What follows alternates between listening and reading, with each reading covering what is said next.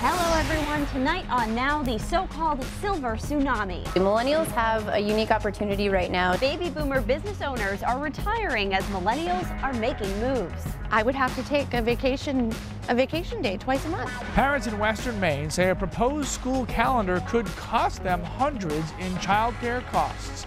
And this document which I found, this tells me exactly what happened to my father.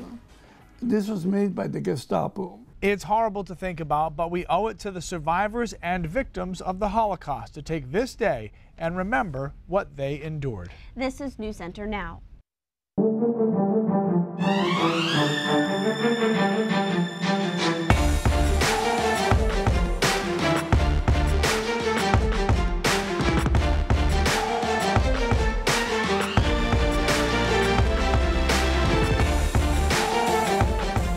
18 half days in a school year. Can families cover the added child care costs? Hello everybody, I'm Lee Goldberg. And I'm Lindsay Mills. The school board for RSU 73, which covers Jay, Livermore, and Livermore Falls, directed the superintendent to make parents aware of the proposed calendar before the board approves it. Chris Costa joins us now. Chris, the calendar includes a lot of early release days. Lee and Lindsay, the superintendent says that the goal is to improve the quality of professional development days for teachers. Some parents say it creates a major problem for childcare.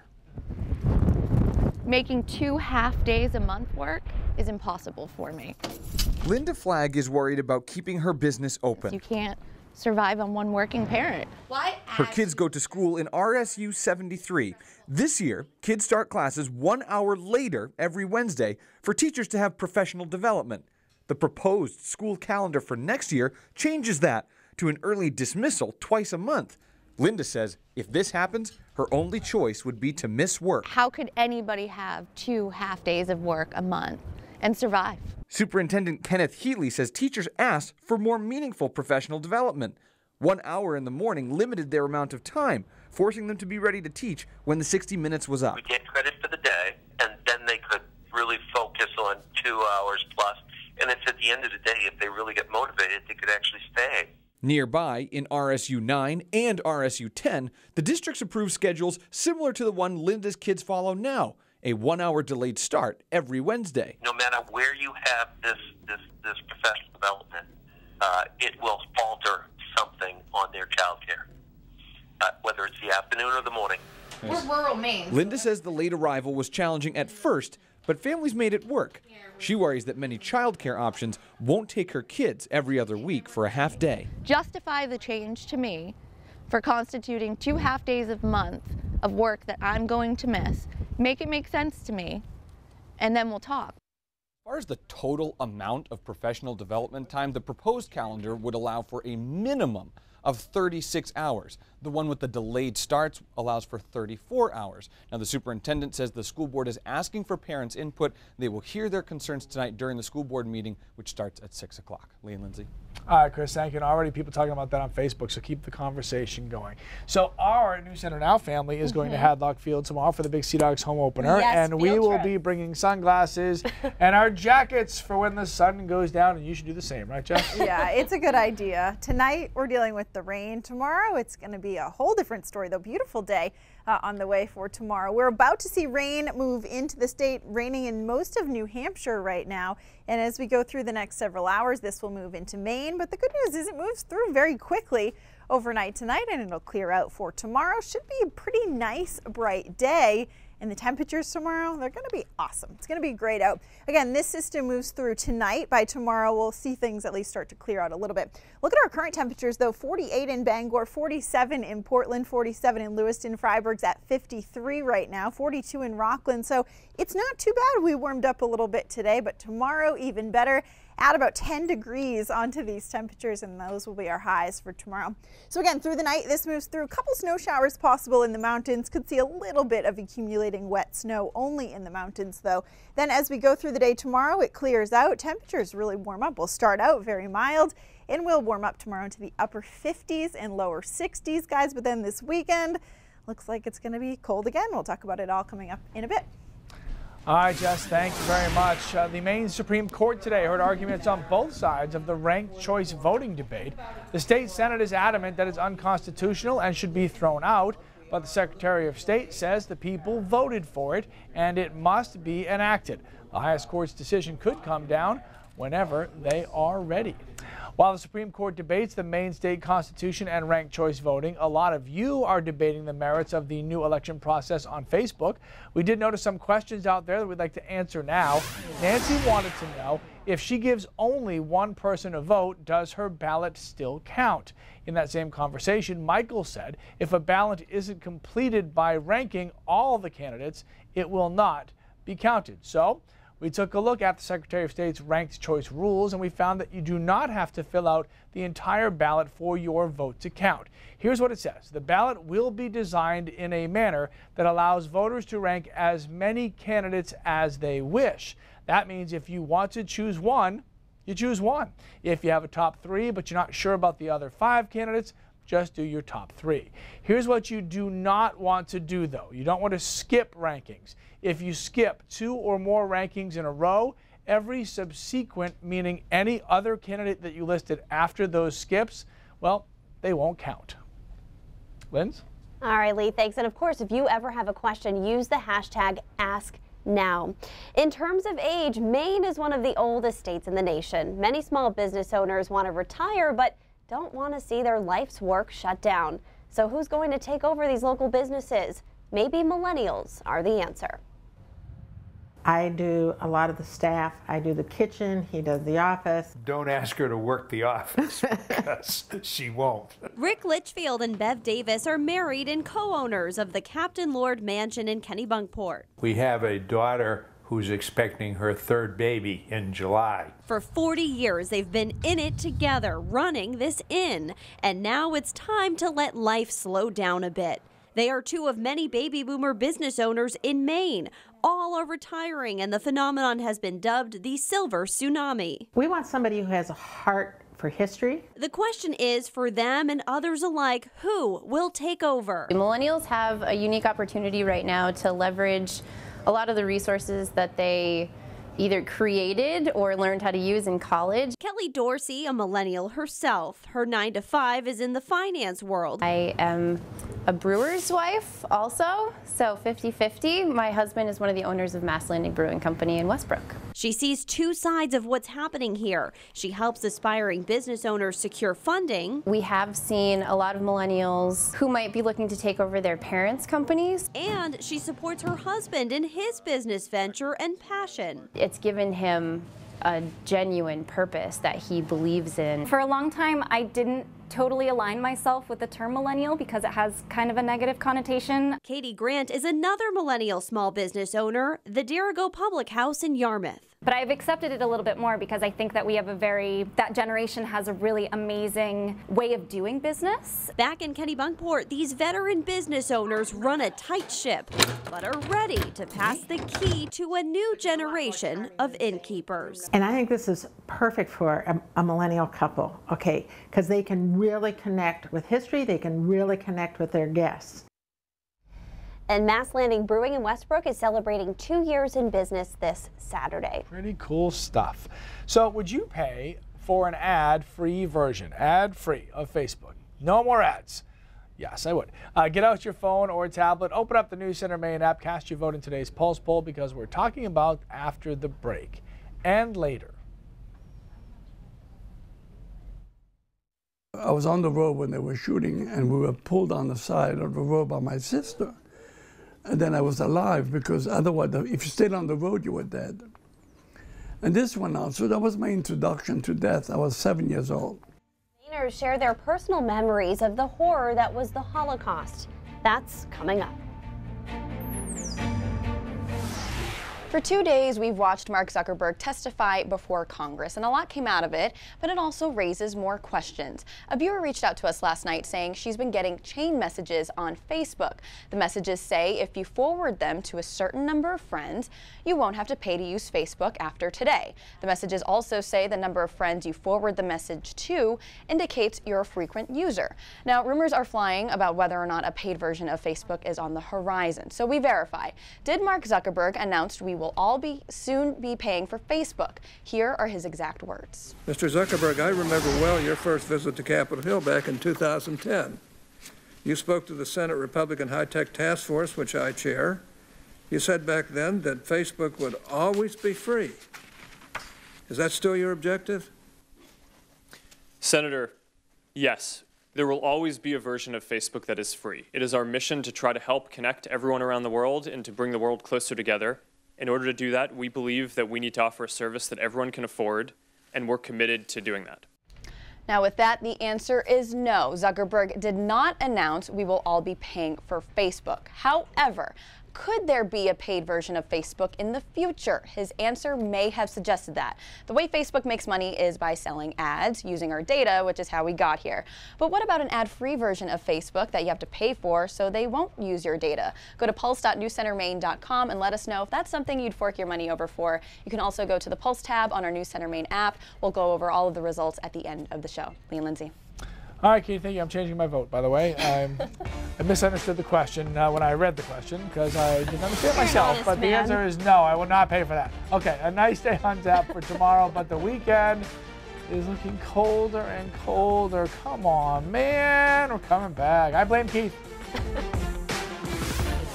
Staggering numbers released today show the horrors of the Holocaust may be slipping from our memory. More than half of Americans surveyed said they're worried something like the Holocaust could happen again. Yet 41% didn't know what Auschwitz was, and the ignorance is even higher among millennials. But most people recognize the need to remember. Almost everyone said kids should learn about the Holocaust in schools, and it's important to keep teaching to prevent another genocide. Now, one of the contributing factors to the possibility of people forgetting about the Holocaust is that the people with firsthand knowledge of what happened are dying. For those still with us and those whose families, loved ones, or friends went through it, sharing that knowledge is as important now as ever, not just today, which is Holocaust Remembrance Day, but every day. And they broke into our apartment in Vienna in November 1938, beat my father up, and then took him away. He was jailed. He was arrested. Yes. Because he was Jewish. Yes. Period. Period. Charles Rotmill was 6 years old when his life changed forever. He and his family went on the run, hiding from the Gestapo, hiding the fact that they were Jewish, each day just trying to survive. The Germans were attacking with Stukas. They had planes that would dive down and shoot. And sometimes we were under fire. I was on the road when they were shooting, and we were pulled on the side of the road by my sister. And then I was alive, because otherwise, if you stayed on the road, you were dead. And this went on. So that was my introduction to death. I was 7 years old. Ultimately, Charles's mother, father, and sister were killed. He and his brother survived, becoming part of what later became known as the Hidden Children. There were 100,000 children who survived. The other ones perished. Millions were killed. Children were killed in the gas chamber. Now 85 years old, Rotmill speaks wherever he's asked to about the Holocaust. He's an avid reader and studier of those times. For Charles, even though it may be history, it may never be forgotten. When in history did they have a nation build a slaughterhouse just to kill people? Even the Romans didn't go that far. They threw you to the lions, but they didn't do anything like that. It's a massive case study that can be, that happened in such a concentrated period of time. Anna Robles' mother and father survived the Holocaust. Her mom, Etta, wrote a memoir about her experiences in Poland. Each year, the number of people who have first-hand accounts of the Holocaust is getting smaller. That puts the burden on second and third generations to continue the conversation. I also think that since this generation of Holocaust survivors have died or are dying, that there's already a lot that has changed and been forgotten for what I can see of what's going on in the world. The Holocaust and Human Rights Center of Maine will present its annual Holocaust Day of Remembrance program. It will be this Sunday from 1 o'clock to 4 o'clock at the Michael Clare Center on the campus of the University of Maine at Augusta. Communities in Puerto Rico and Texas are still recovering from last season's devastating hurricanes. Because of the magnitude of these storms, the World Meteorological Organization has officially retired 4 hurricane names: Harvey, Irma, Maria, and Nate. Storm names are retired if they were so deadly or destructive that the future use of the name would be insensitive. Otherwise, names are reused on a 6-year cycle. There was a Hurricane Lee, I think it was this past year, and I was kind of all excited that it it fizzled out. Yeah, that's right. I It do did remember nothing. That. Yeah. Lee right before And Maria. it was like, wah, wah. It was gone. Yeah. Sorry. But you'll see it again. Catch you No next 6 hurricanes in our years. future, right? No All right, hurricanes good. in our future, but Unless we're we talking haven't about the seen. beverage. Oh, Hello. Maybe Tomorrow's we're Friday. talking about the beverage. I like where your head is at. Okay. Just saying. All right, right now we do have some rain. It's still out of the state, just to our west right now, moving into New Hampshire, but we're starting to see a few rain showers on the New Hampshire-Maine border. We'll see the rain move through overnight tonight fairly quickly, so it'll wrap up by tomorrow morning. So let's look at the hour-by-hour forecast. Again, overnight tonight, rain moves through. We'll see some snow in some of the mountains and higher elevations, but as we go through the late night hours into very early tomorrow morning, this rain wraps up, and as we head into tomorrow morning, skies will clear out some, and these temperatures are going to warm up. Look where we're starting. 7 o'clock tomorrow morning, 44 in Waterville and Bangor, 47 in Portland, 55 in Portsmouth. And as we go into late tomorrow morning, around lunchtime actually, temperatures warm up even more. Our highs tomorrow, most of us will be able to make it into the mid to upper 50s and lower 60s. So it's going to be a nice mild day tomorrow before some cooler weather is on the way for the weekend. All right, tomorrow night things start to cool down. Then we're going to be watching where this front sets up. We'll see some precipitation overnight Friday into Saturday. We'll go look at that again in just a second. But again, high temperatures tomorrow, beautiful. Most of us in the upper 50s and lower 60s. So as we get into Saturday morning, we'll see some rain and some snow showers. Not going to be something that happens all day on Saturday, but off and on rain and snow showers are expected throughout the day on Saturday. Then as we get into Saturday night, temperatures cool off. We'll see more in the way of snow. And then on Sunday, this is a tricky forecast, but it could be a little bit slick. Going through the day on Sunday, we'll see some sleet and freezing rain possibly mix in depending on how much cold air is able to move into the area. So during the day on Sunday, again, just be careful. It could be slick. And then on Monday, we have a lot happening here, I know. On Monday, some heavy rain moves through. We could see some pretty windy conditions for the day Monday as well. We're talking wind gusts 45 to possibly 55 miles an hour Monday night into Tuesday.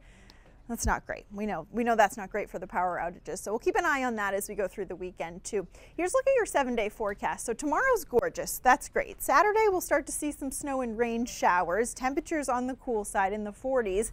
But as we get into the day on Sunday, could get a little bit slippery with the very cold air in place. Upper 20s and lower 30s for highs on Sunday. Again, it's not going to be a very warm day at all. It could be, we could see some sleet and freezing rain mix in. It all changes over to rain on Monday with warm temperatures moving in, but it's going to be windy Monday night into Tuesday. Finally, by the end of next week, we dry out and warm up. But it's a pretty busy weekend weather-wise, and it's not great. You put the forecast over the picture of a beach. I know. And the word sleet so was in mean. that. I know. I'm just saying. It's the worst. My eyes still go to where it says 60 degrees, and then we'll cross the other bridges when we get there. Do you mean the one where it says 32 days later? Yeah, okay. sorry. Thanks, Jess. Here's a travel heads up for anybody taking off into warmer weather during school vacation week. Today, Norm reached out to us on Twitter asking about long-term parking at the Jetport.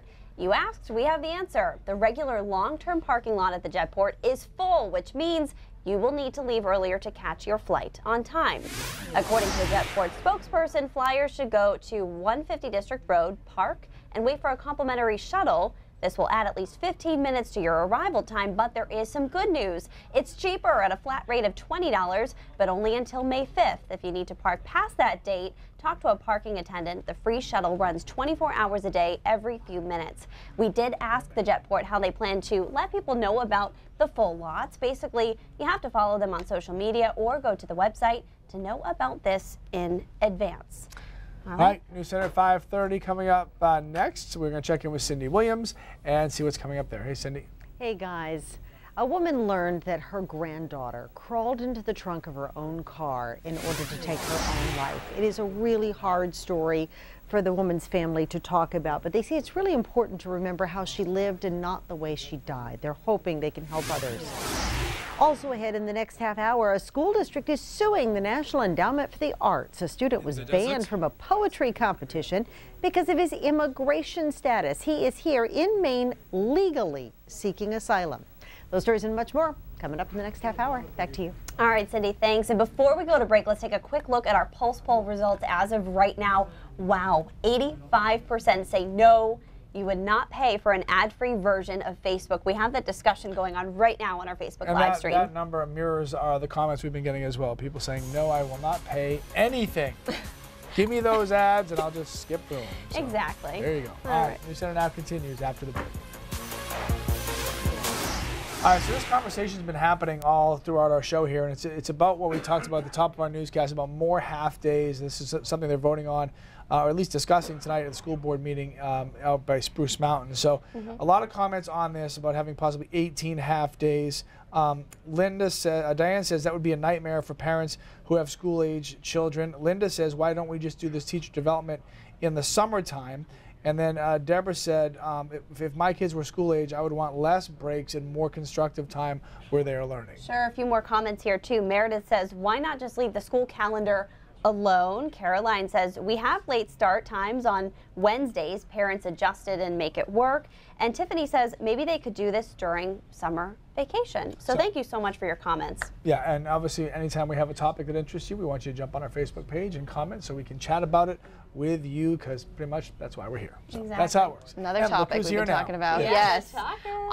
Would you pay for an ad-free version of Facebook? We verified that we are not going to be paying for Facebook, but Zuckerberg hinted that there could be an ad-free version. So let's take a look at the Pulse poll here. Wow, 88% of you say no, you would not pay. So it might not be a good investment for Zuckerberg if he decided to go that route. But if you do pay ad-free, that means your data would not be at risk. So there's a couple of pros and cons there. But right, by not paying for the ad-free version, I save up more money to buy the shoes that pop up on the ads after I click the link and then take them out of my cart. All right, there you go. We are starting a brand new segment on our show. It's called That's So Maine. So if you see something that makes you think only in Maine would this happen, take a picture of it and send it to us. Today's very first photo comes from Acadia National Park.